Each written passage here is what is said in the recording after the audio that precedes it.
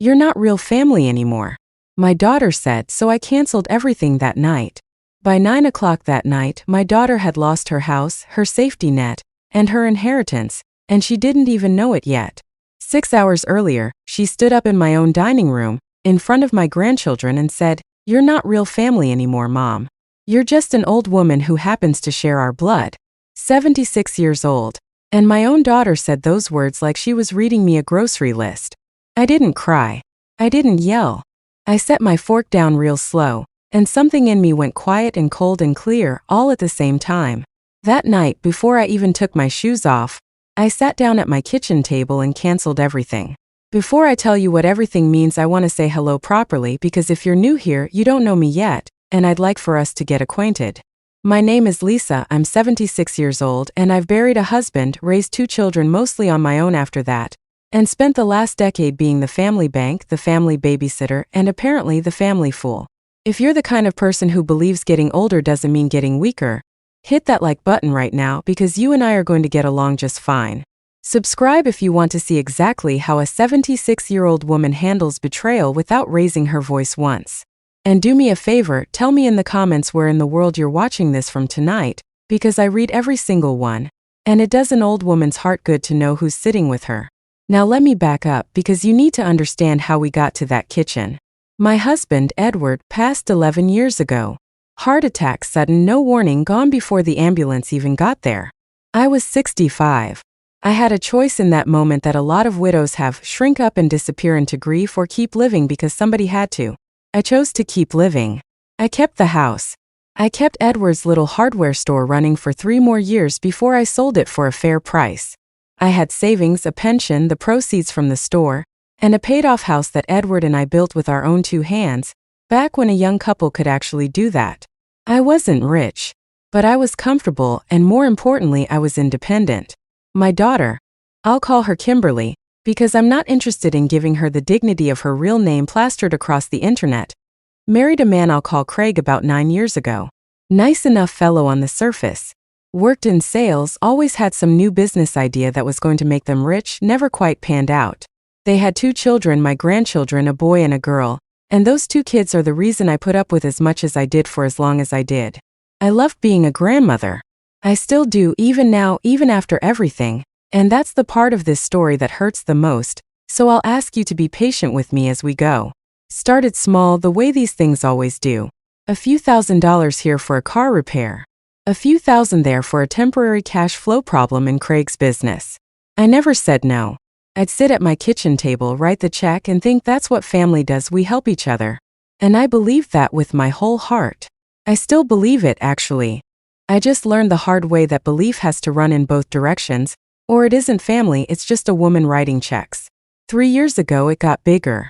Kimberly and Craig came to me and said they were struggling to make rent, the kids needed stability, could they move into my late mother-in-law's old property, the little 2-bedroom bungalow across town that I owned outright and had been renting out for supplemental income. I said yes, of course I said yes, what grandmother wouldn't want her grandchildren close by? I told them, pay me what you can when you can, I'm not going to squeeze my own family. That was my mistake, and I want you to hear me say that plainly, because if you're an older parent or grandparent watching this, please learn from me. Generosity without boundaries isn't kindness, it's an invitation to be taken advantage of. For 3 years they paid me nothing. Not once. Not a birthday card with $20 folded inside, not a thank you mom, nothing. I covered the property taxes. I covered a new water heater.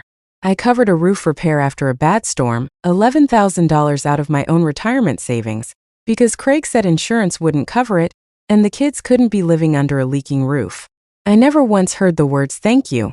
What I heard instead over those 3 years was a slow drumbeat of comments that started chipping away at me without me even realizing I was being chipped at.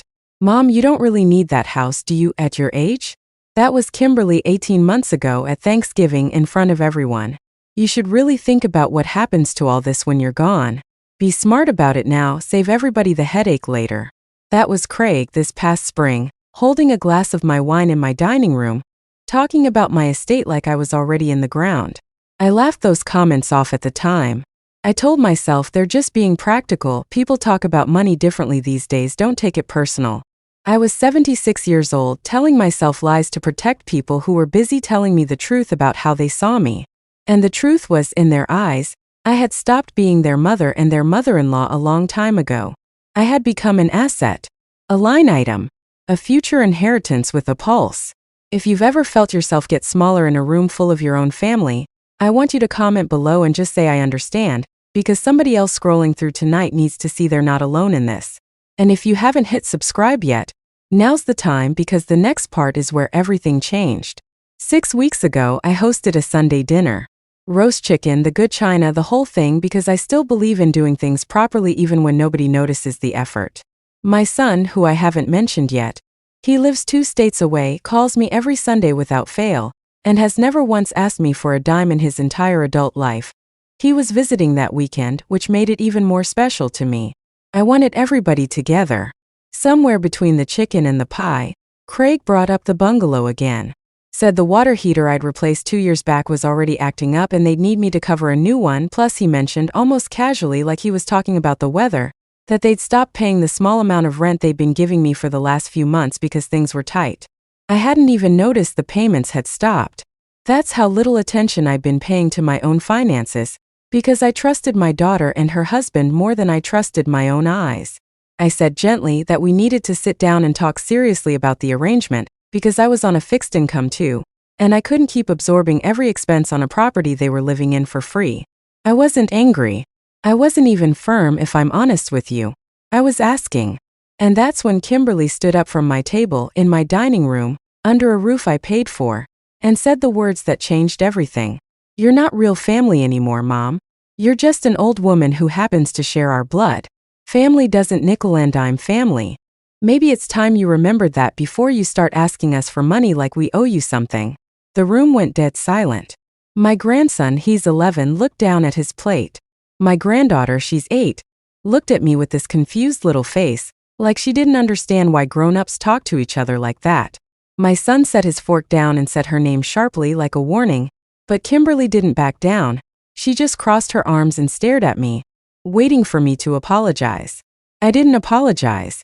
I stood up, I thanked everyone for coming, I said the pie was in the kitchen if anyone wanted seconds, and I walked Craig and Kimberly to the door myself. I hugged my grandchildren goodbye like nothing had happened, because they didn't deserve to carry the weight of what their mother had just done. And then I closed the door, turned the deadbolt, and stood in my own front hallway for a long, long moment. If you're still with me, I want you to like this video right now, because what I did next I didn't do out of spite. I want to be very clear about that. I didn't do it to punish anybody. I did it because for the first time in 11 years I finally saw clearly. That night, I sat down at the same kitchen table where I'd written check after check after check, and I made a list. Not an angry list. A calm one. Column by column, everything I had been quietly, invisibly funding for people who had just told me I wasn't real family. First thing on that list was the bungalow. I owned that property outright, my name and only my name on the deed, because Edward and I were careful people, and even when I extended kindness to my daughter, I never once signed away ownership. I called my attorney first thing the next morning. A wonderful woman I'll call Counselor B, been my lawyer for 15 years, and she picked up the phone within one ring like she'd been waiting for this call for a long time. I told her I wanted to begin formal proceedings to have Kimberly and Craig vacate the property, giving them the full legal notice period required in my state, not a day less, because I raised my daughter to follow the rules and I intended to follow them myself. Even now, I wasn't going to be cruel. I was simply going to stop being used. Second thing on the list, I called my bank. 3 years ago, in a moment of what I now understand was pure naivety, I had added Craig as an authorized user on one of my credit cards, just for emergencies.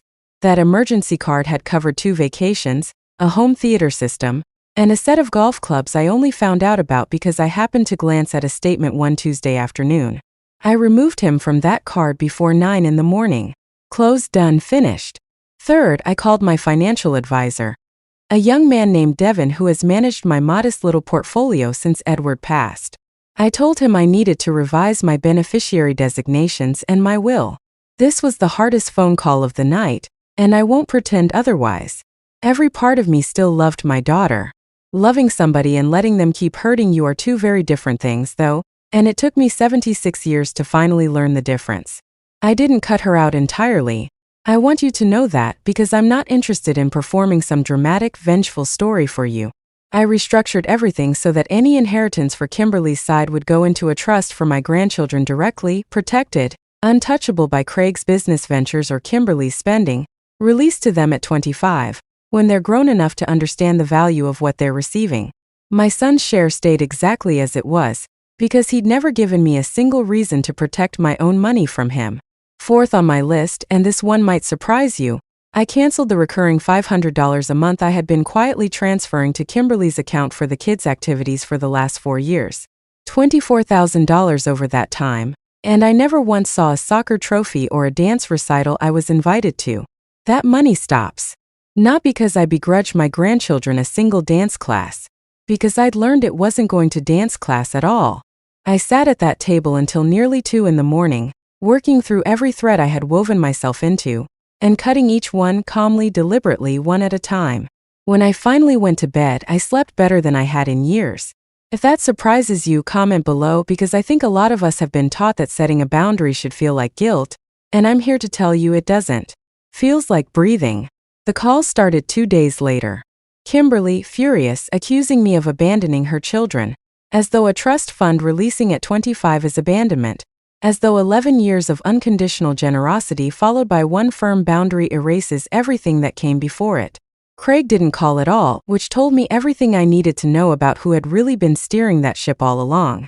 My granddaughter called once just to ask if she could still come stay with me for a weekend like we used to do.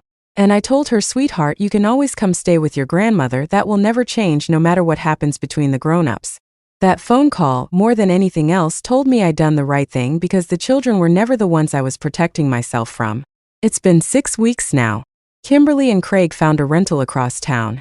Smaller, cost them real money for the first time in 3 years, and I understand through my son that things have been tense for them, financially and otherwise.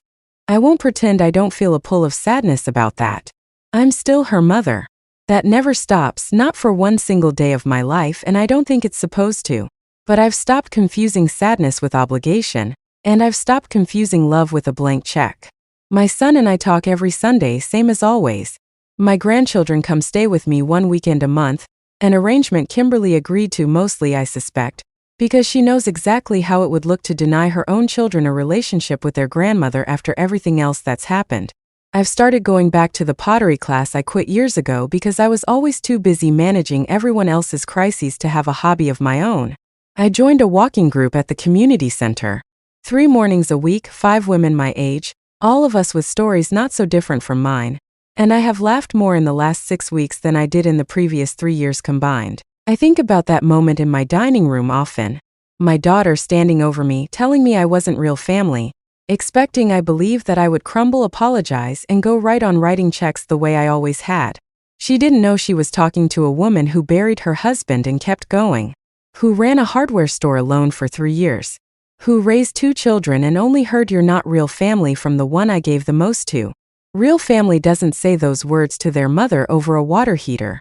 Real family doesn't need to be reminded that generosity has a limit, because they never test that limit in the first place. If there's one thing I want you to take from tonight, sitting wherever you're sitting, however old you are, it's this: love people with your whole heart, but never let anyone convince you that loving them means erasing yourself. I am 76 years old, and it took me until this year to understand that being generous and being respected are 2 entirely different gifts, and you are allowed at any age to stop giving the first one to people who refuse to give you the second.